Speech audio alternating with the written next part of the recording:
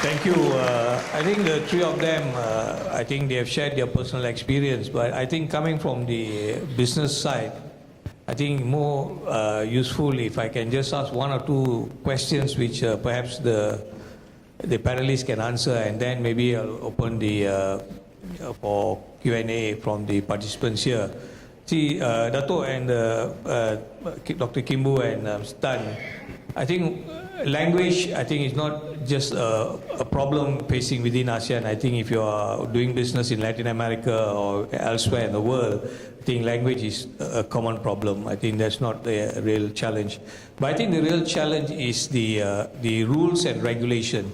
How certain are the rules and regulation? You know, is there a certainty, or is there, you know, sometimes when our people go in, they understand the rules to be X, Y, Z, but then when they put their money in and start the business, you find that the rules have been changed.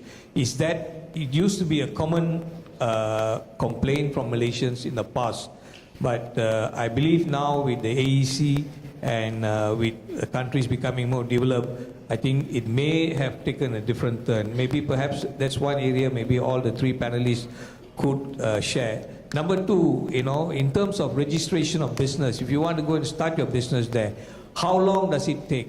Do you need to engage a consultant, or they can just go there and through work with a local representative and get their businesses registered within a shortest period of time? I think that's again something that some of our people, participants who may want to know, you know, because in the past, or at least when I was in MITI, I used to get complaints that it takes 10 months, a year or two to register business. So I think perhaps that's something you may want to, all three of you could share with the participants. The third area I believe is, you know, many of them are SMEs. What do they do when they go there? Should they go and see the Malaysian banks? Or, of course, the chambers are there. You know, how do they get in touch with you all of you, and what kind of real assistance that you can give? For example, in Cambodia there are 5 banks. I'm sure in Thailand there are also Malaysian bank, and Vietnam we have public bank. I think probably all the banks are also there. Do they have a help desk for Malaysians who are going there? Can they go there and see these people without much of a hassle? You know, sometimes in open forum they say, no problem, you come to public bank, my help desk will help you. But is that really happening? So perhaps I give each of you about 2 minutes, and then perhaps we'll open to the participants to ask questions. Maybe Dato, you want to start first? Okay, start from Vietnam. The first question is asking about licensing.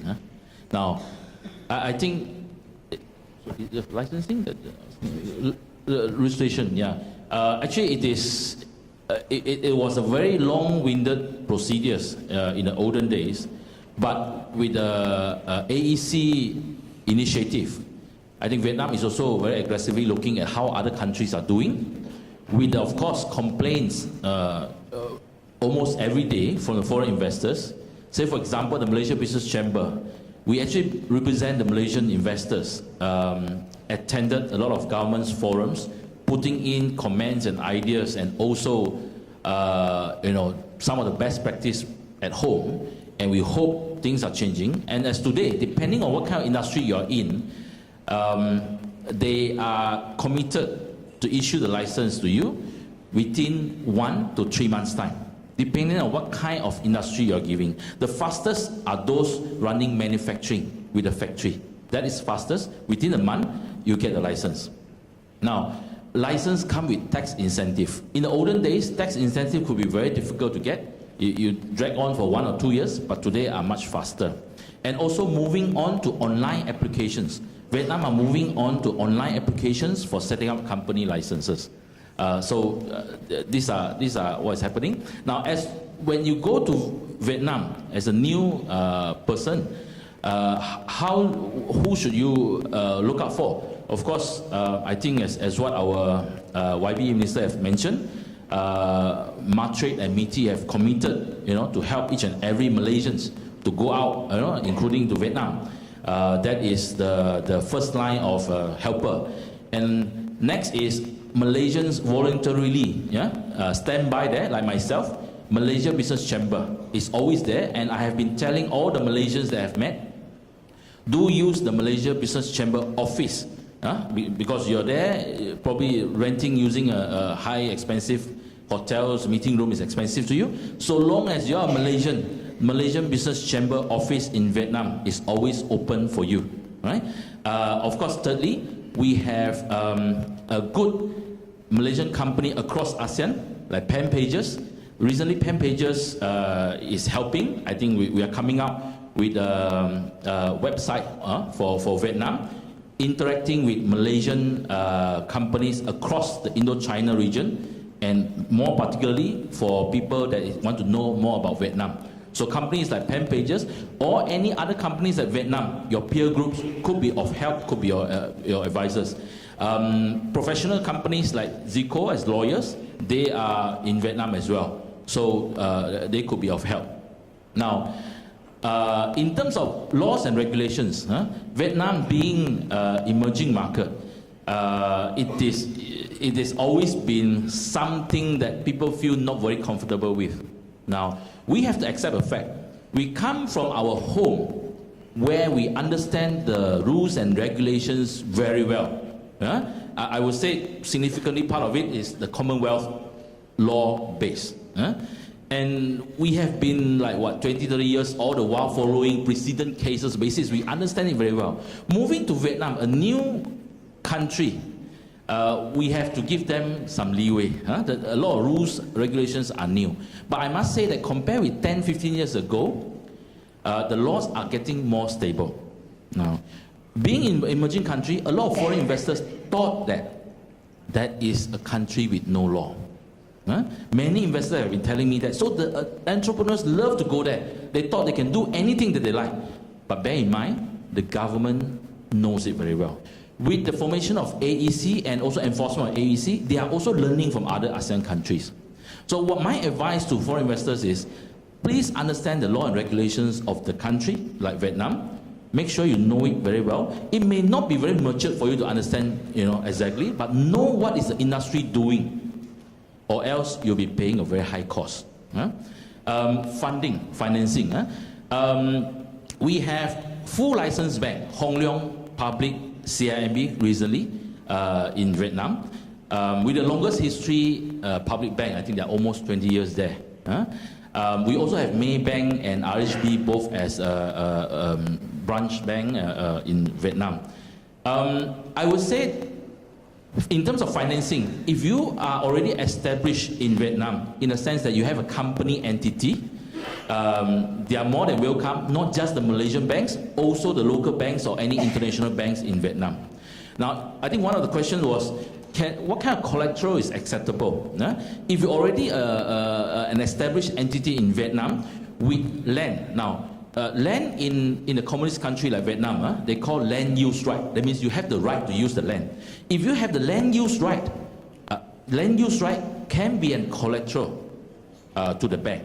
Not just Malaysian bank, the Vietnamese bank, as well as international banks in Vietnam. However, let's back to the fact of the world. The banking industry, they look at what kind of business you're in. The risk management of the bank, whether they accept you or not accept you, right? But in terms of collateral, if you're already established a set-up company in Vietnam, you are allowed to take financing from the Vietnamese banks. That's all. Thank you. Thank you, Dato. Maybe Khwee Khim Boo and then Tan. What Dato Theng just say is pretty much similar situation in Thailand. First, go to the land first. We're not, foreigners cannot own the land. Okay, so it's tough to find a collateral. I'm not too sure, but I think the Malaysian bank, we have RHB, CIMB, Maybank Securities there, but I heard a lot of complaints that SME, that first Malaysian SME that go there, they get very hard time to get funding. So I think you should prepare for that. It's not so easy. And then the local bank is even worse when they see the Malaysian bank not lending you any money. So I think you should, maybe when you are established here already, so maybe it's a different things. Like if you are medium size or something, then I think you have a lot of collateral. I think they will look at that and it's easier. Okay, in terms of registration, you don't really need to go to a law firm. You can go to accounting firm, the consulting firm to do it for you. It's not a very difficult procedure. I would advise, just like I said, before you go to do anything in Thailand, in Thailand or anywhere, you keep in touch with the matrade, and very important, the businessmen there. So which is, we organize our own associations. In our case, is Malaysian Thai Chamber of Commerce. We have different sector and different people, and all are very willing to help you. So you can just go to our website, connect with our coordinator, and we will work from there for you to answer your questions regarding rule and regulations. All the rule and regulation, everything you can read from the website, everything is very clear. But the nitty details, things like that, maybe you need to talk with some people that have experience there already, and that was my advice. The rest is pretty much like Dato Theng said, the experience is similar. Yeah, hello. In Cambodia, it's a bit different from what Thailand and also the Vietnam have. In Cambodia, basically, there are three main points that in every investment forum, the Minister of the Commerce always highlight. First thing, Cambodia is the dollarized country. Everything traded in US dollar. So there's not so much of currency issue when you do a trading with the Cambodia businessman. Second thing is free flow of remittance. So there's no capital control. So you can just repatriate whatever proceed you have in Cambodia, just fill up the form. And third thing, there's free repatriation of profits. So just like Vietnam, you can just remit your profit after comply all the tax rule. And then that in terms of Cambodia, in the Indo-China region, I can regard Cambodia as like a small Switzerland among the Indo-China region. Why? Because the law is very liberal. You can own a company there 100% by yourself. Then there's no requirement for local directors. You can set up a company 100% owned by you, and 100% the director is all foreigners. This is point number one. And number two is there's very free in terms of the business environment. Imagine in a country like Cambodia, banks fully owned by foreigners, insurance company fully owned by foreigners, telco fully owned by foreigners, and there's only very selected industry that regarded is touching about the national security, like weapons and also the communication. You need certain local equity. So in terms of law and regulation, it's very liberal. And in terms of registration, they already have the online portal. You can upload. And then, of course, we also advise that you go to the professional firm. There's a licensed professional firm listed by the CPA Association and also by the Bar Council. Why? Because what you sign all in Khmer language. You will not know what you're signing for. So that's why it's advisable to go through somebody you can trust before you put your signature. So in this way, you can see it's a wonderful world. It's very easy to go in. Yes, Cambodia, the problem is too free, too liberal. So you will have one situation that the competition will be very, you have a stiff competition because everyone just can go in. And you can go in, register a company, 1 week, your Malaysia Commerce license out, and another 2 weeks, your tax registration out. So in 1.5 months, you are good to go. You are good to do business. You are good to remit your profits. So this is the world that you can open the door very easy, but be careful when you open the door, there's a lot of stone and river under your feet. So why? Because when you go to Cambodia, there's a 3 do and 3 don'ts. Do is do your homework, know who you are dealing with, do a checking of background, talk to us as the Business Chamber Business Council. We have all the database of all the who and who in town. And then second thing is do check the regulation and also law. Of course, don't listen to the people that They are the police, they are general, they can gao team, whatever things, don't need to worry. But we have seen a lot of tragic case because of that. And then do consulted with the bankers, because bankers in Cambodia is a very small country, and in Malaysia, Malaysian bank in Cambodia different from other two countries.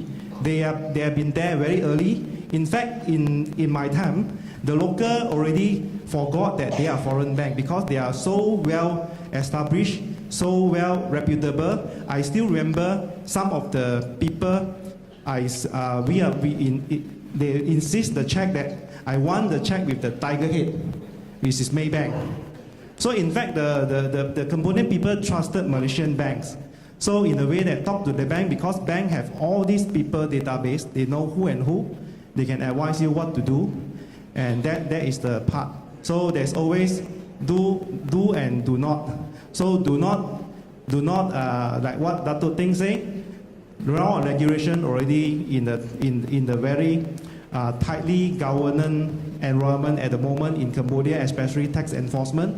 So get a proper advice from business chamber, embassy, MITI, and also check with all the Malaysians. They are on the ground. They have been there. Some already 30 years. Some is already staying there with the second generation. And also for information, Malaysian Business Council, we run business meeting every month, and we put all our date of meeting on our website beginning of every year. So you can see exactly the date of our business meeting. In business meeting, we always welcome Malaysian to walk in as a guest, to listen to us. Normally, we will have all the counterpart, like even sometimes Minister of Commerce, sometimes the DG of Tax Department, they will be our guest speaker in our. It's a good avenue that to know businessmen, Malaysian businessmen in Cambodia, and also through this platform, do your homework and then run your business. On the financing, very quick one, share my experience. In Cambodia, the financing is very tough because they purely, the collateral requirement is the land itself. So no land, no loan. Even Malaysian bank also using that kind of approach. So the experience tells us that it's good that because just now I listened to the Exim Bank in terms of financing and also insurance. I think we should make use of them because as a Malaysian, as our one of our clients, they do all the credit application in Malaysia, and then because we have 5 banks there, so they extend the facility there by doing all the documentation back home, all the guarantees and all the LC, standby LC, all performed in Malaysia, and the branch in Cambodia extend you the loan, and then also with a special interest rate. So this is then don't try to rely the bank there to give you a loan there. Do something at the home in Malaysia and make use of Exim Bank, make use of all the commercial bank that already had present in Cambodia, give them the guarantee here and get the loan there. Yeah, thank you.